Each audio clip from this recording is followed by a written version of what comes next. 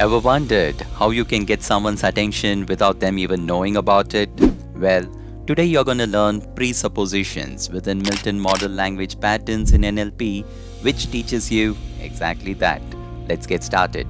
Presuppositions are like secret tools in language. They assume certain ideas or concepts are true when you talk. It's like planting seeds of thought in someone's mind. Presuppositions can make big difference in how people see things and how they respond.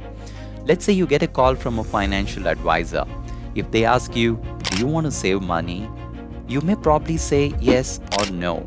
There's a 50% chance or more than that for you to say no, and the conversation ends there. Instead, if they ask, "How much money would you like to save for your retirement?"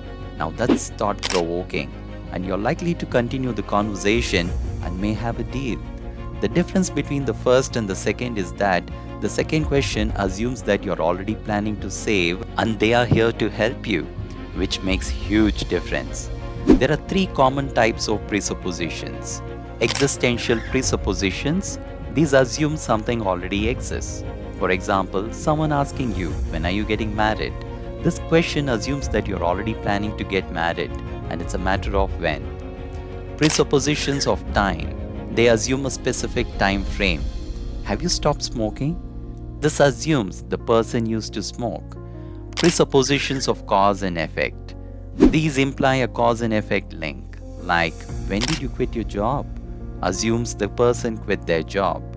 Now let's see how you can use it in your real life. If you're a parent of a kid, from now on, instead of asking, "Did you finish your homework?" you could ask, "How well did you complete your homework?" This presupposes it's not about if, but how well, and assumes that they have already completed the homework, which puts them on the spot without being direct. They get into pressure of completing homework on their own next time, at least if not now, to meet that expectation. Similarly, let's say your kids don't like eating broccoli, but you want to make them eat. Rather than saying, "Do you want to eat broccoli?" you could say, "Would you like to have broccoli with lunch or dinner, or would you prefer it roasted or steamed?" In this revised statement, presupposition is that the kid will have broccoli. By asking if child would prefer it with lunch or dinner, or roasted or steamed, you're assuming that they will have it for sure, either with dinner or lunch. It is giving them some control over when they would have it and how would they prefer having it. This prepares them to accept the presence of broccoli on their plate because it's already presented to them. It's a great way to communicate with kids and make them adopt good habits.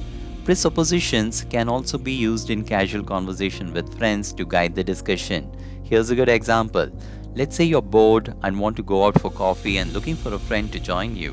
Rather than asking, "Do you want to go out for coffee tonight?"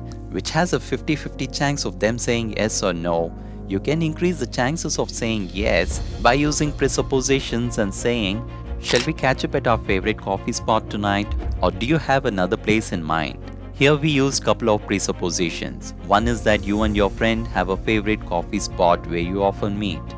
And the other is that you're catching up tonight, assuming that your friend is available and interested in spending time together. By using this phrasing, you're guiding the conversation towards the idea that you will meet at the coffee spot as usual, and you're giving your friend the option to suggest an alternative if they have one in mind. This can make the conversation feel more inviting, at the same time increasing the chances of saying yes respectfully without demanding or pleading.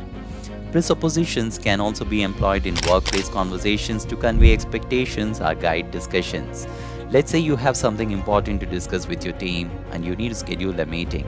Instead of asking, "Are you available for meeting tomorrow at 3 p.m.?"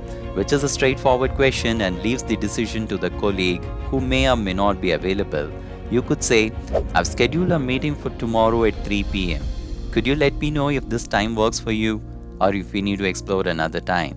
In this revised statement, the presupposition is that the meeting has already been scheduled for tomorrow at 3 p.m. By framing the statement this way, you're assuming that the meeting is happening and placing the focus on whether it works for your colleague or if alternative time needs to be booked. This can create more assertive and organized tone in workplace communication, implying that meeting is a part of the plan unless there's a compelling reason to reschedule. Presuppositions can help set expectations and guide colleagues towards desired outcomes in professional and effective manner. For effectively using presuppositions in communications, choose your words carefully. Pay attention to your language and pick words that naturally include presuppositions. Listen actively. Pay attention to what people say in response. Adjust your presuppositions based on their responses. Try it out. Experiment with presuppositions in conversations. Learn from what happens. Each talk is a chance to get better. Presuppositions always work because they shape reality. Presuppositions can change how people see the world. By assuming something is true, you're shaping their view.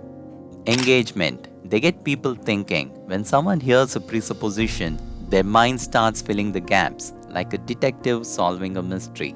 Implied agreement. Presuppositions often assume agreement, making people more likely to nod along or agree with you.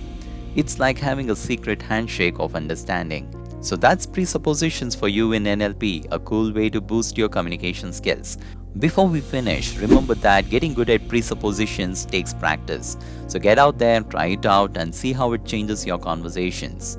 If you found this video helpful, hit the like button and don't forget to subscribe for more videos about NLP and communication tricks. Thanks for hanging out. Until next time, keep using presuppositions to make your conversations awesome.